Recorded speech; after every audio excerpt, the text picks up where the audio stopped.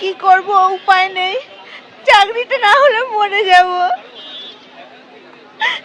আমাদের মুখ্যমন্ত্রী উনি তো খুব মানবিক, আমাদের কথা যদি চিন্তা করেন আমার চাকরিটা ফিরিয়ে দিতে হবে।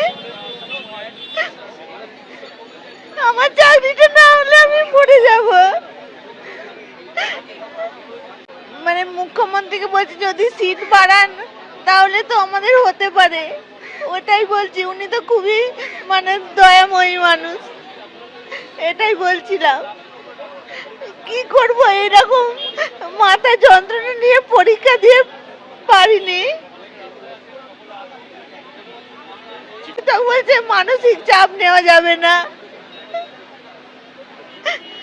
বলছে যে সবসময় তুমি ভুলে থাকো, কিন্তু আমি খুব কষ্ট করে আগেরবারে চাকরিটা পেয়েছিলাম, ভুলতে পারছি না ওটার কথা।